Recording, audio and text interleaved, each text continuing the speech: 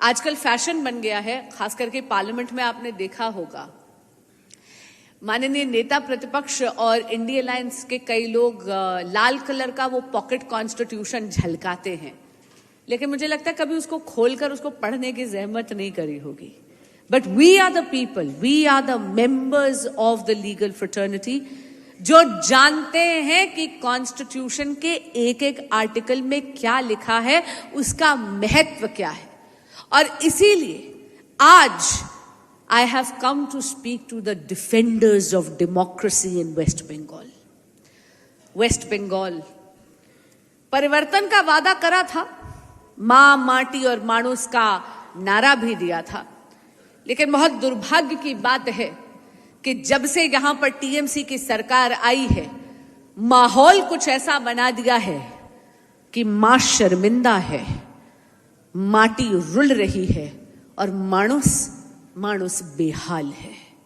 और इसीलिए यहां पर जितने भी हमारी लीगल फ्रेटर्निटी के अधिवक्तागण हैं, अब ये जिम्मेदारी आप पर है कि हम असली का परिवर्तन, या जैसे हमारे यशस्वी प्रधानमंत्री श्री नरेंद्र मोदी जी ने कहा है, पलटानो दरकार चाहिए बीजेपी सरकार। ये मैं क्यों कह रही हूं? देखिए, मैं जानती हूं कि मैं अधिवक्तागण के सामने हूं, इसलिए बिना फैक्ट्स, फिगर्स और एविडेंस के नहीं बात करूंगी। सबसे पहले तो बात करते हैं एक तो जो बॉम्ब कल्चर जिसने टेक ओवर कर लिया है बंगाल को।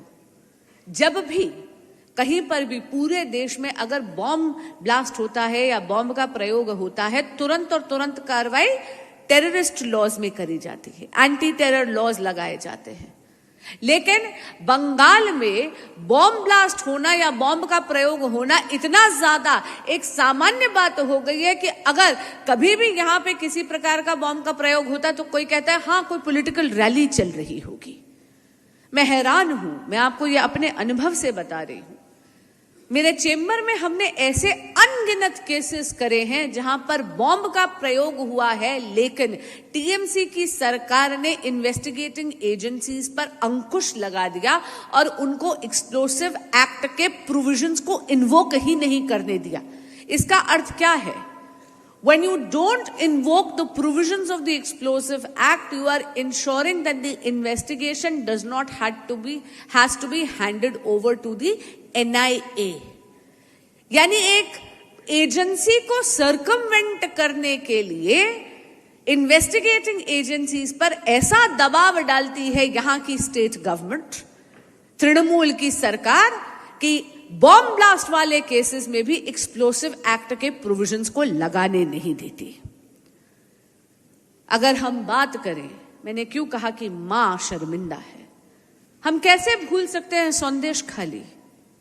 संदेश खाली में आपको याद होगा जब माताओं और बहनों को बेआबरू करा जा रहा था, तो ये फैक्ट था कि वो बेआबरू, वो गूंस, वो परपेट्रेटर्स, दे वर द कार्यकर्ताज and the leaders of TMC.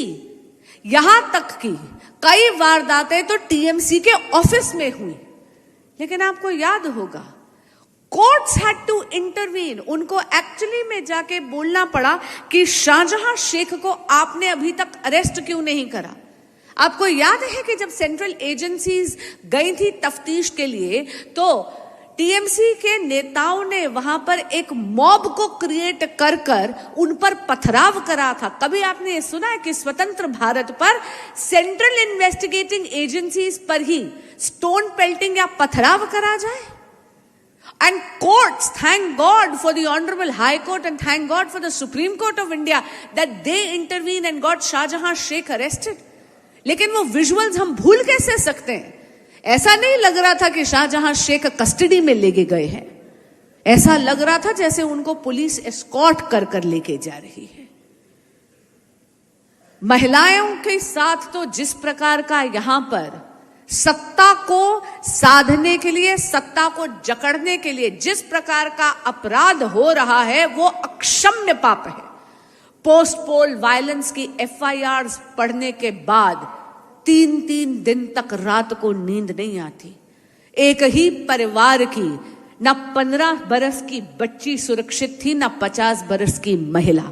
और उनका गुनाह क्या था? उनका गुनाह सिर्फ ये था कि उन्होंने टीएमसी को वोट ना देके किसी और को वोट दी थी। Dissent, ladies and gentlemen, as we lawyers know, is the backbone of democracy. But dissent cannot be punished with the kind of cruelty that the Mamata Trinamool government is actually perpetrating in Bengal presently. अगर हम बात करें तो RG कर में आपको याद होगा जब वो एक मेडिकल स्टूडेंट का रेप हुआ था, courts had to intervene because there was no action being taken. जब सीबीआई को इन्वेस्टिगेशन सौंपी गई तो सीबीआई की रिपोर्ट में यह बोला गया कि यहां की लोकल इन्वेस्टिगेटिंग एजेंसीज ने कॉलेज की मैनेजमेंट के साथ कवर अप करने की प्रयास करी थी। और जिस प्रकार का संवेदनहीन बयान स्वयं ममता बनर्जी ने, जो कि एक महिला मुख्यमंत्री है लेकिन उनके ही राज्य में महिलाएं रुल रही हैं, असुरक्षित हैं, उनकी उन्होंने अनदेखी कर रही है। मैंने कहा ना, मां शर्मिंदा है और माटी रुल रही है। माटी इसलिए रुल रही है और मानुस बेहाल है कि किसी भी प्रकार की पॉलिटिकल डिसेंट पे यहां पर तुरंत एक एफआईआर लगा दी जाती है। You will be shocked. हम लोग शुवेंदु अधिकारी जी के लिए मैटर्स कर रहे थे, जिस प्रकार की एलिगेशंस उन पे लगी है, यहां पर फर्स्ट ईयर लॉ का बच्चा भी खड़े होकर हंस पड़ेगा कि ये किस प्रकार की एलिगेशंस लगाई हैं। एक जगह तो उन पर चोरी का इल्जाम लगाया था कि किसी कार्यकर्ता की उन्होंने गोल्ड चेन चुरा ली। मैं लीडर ऑफ द ऑपोजिशन की बात कर रही हूं। शुवेंदु अधिकारी पे उन्होंने ये आरोप लगाया था कि उन्होंने सोने की चेन चुराने का प्रयास करा। एक जगह उन पर 2000 रुपए चोरी करने का इल्जाम लगाया गया और एक एफआईआर में तो सीआरपीएफ के साथ उनको यह बोला गया कि आपने सीआरपीएफ के साथ कलूड करके, कंस्पिरेसी करके टारपोलिन चुराने का आरोप उन पर लगाया गया है। मखौल बना दिया है पूरे के पूरे लीगल प्रोसेस का। Investigation and prosecution have now turned into nothing but persecution under the Mamata government. And this is where I need my legal warriors to stand tall. आपको याद होगा कि 2017 में एक बहुत ही अजीब सा वाकया यहां पर हुआ होगा। दुर्गा पूजा के दिन थे और ममता सरकार ने विसर्जन पर, यानी मां दुर्गा की प्रतिमा के विसर्जन पे प्रतिबंध लगा दिया था, क्योंकि उसी दिन मुहर्रम भी आ रहा था और क्योंकि ताजिए निकलने थे तो ममता सरकार ने ये बोला कोर्ट में, जब हाई कोर्ट ने इस बात का सुओ मोटो कॉग्निजेंस लिया तो उन्होंने ये कहा कि यहां पर कम्युनल वायलेंस हो सकती है, इसलिए दुर्गा पूजा के विसर्जन पर प्रतिबंध लगा दिया गया है। बंगाल ये मां दुर्गा की भूमि है, बंगाल ये मां काली की भूमि है। जब भी आप बात करते हैं दुर्गा पूजा की तो पूरे भारत में सबसे पहले आपको बंगाल याद आता है। अरे मां दुर्गा की भूमि पर आपने दुर्गा पूजा के दिन मां दुर्गा के प्रतिमा के विसर्जन पर प्रतिबंध लगा दिया। ये तो मैं धन्यवाद करती हूं कलकत्ता हाईकोर्ट का, जिन्होंने इस देश में सेक्युलरिज्म और इस देश की डेमोक्रेसी दोनों को अपहोल्ड करते हुए ममता बनर्जी की सरकार को यह डायरेक्शन दी कि नहीं, मुहर्रम के ताजिए भी निकलेंगे और दुर्गा पूजा का विसर्जन भी होगा। मैं पूछना चाहती हूं यहां आपके माध्यम से कि सेक्युलरिज्म की किस प्रकार की ट्विस्टेड और संकीर्ण परिभाषा ममता सरकार चलाती है। आपने हाल ही में बजट देखा होगा, जो अभी फरवरी के महीने में इंटरिम बजट निकाला है बंगाल सरकार ने। 5,600 plus crore rupees have been granted to minority affairs and मदरसास।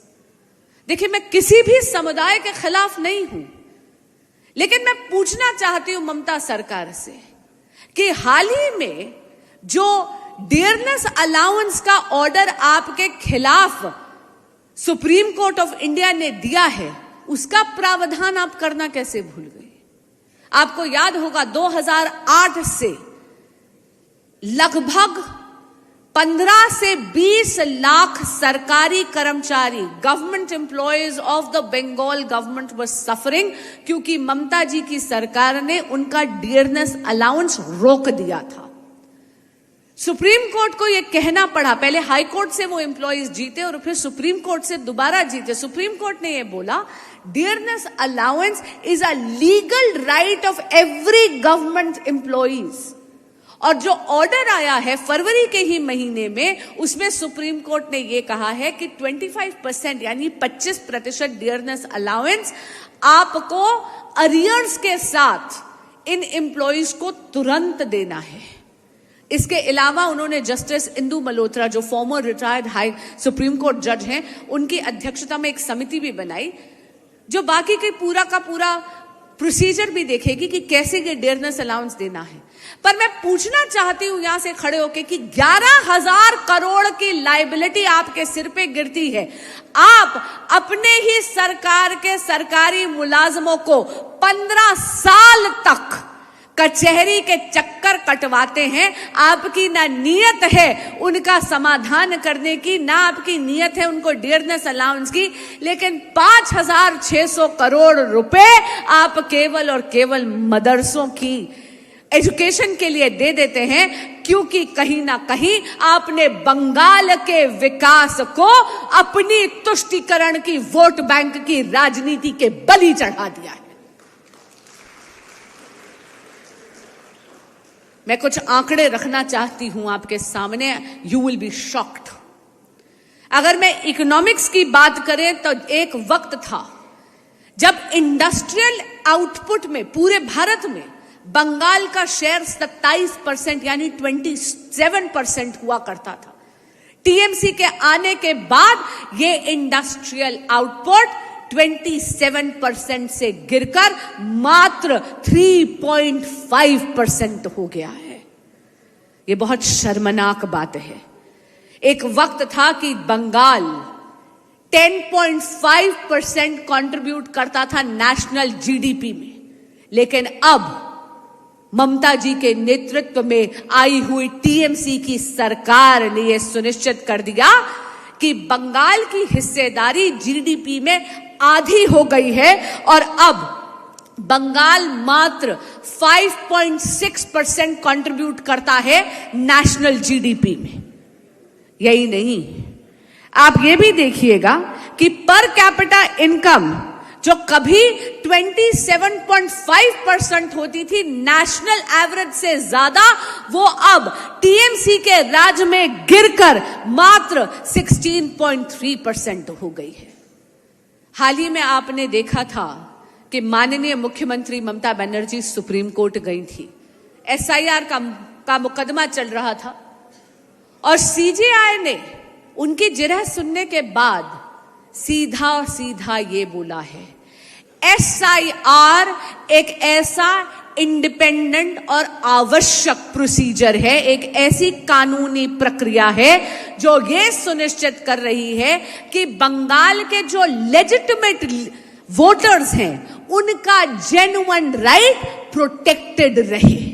और इसीलिए honourable supreme court of India ने कहा, we won't allow any impediment in completion of SIR.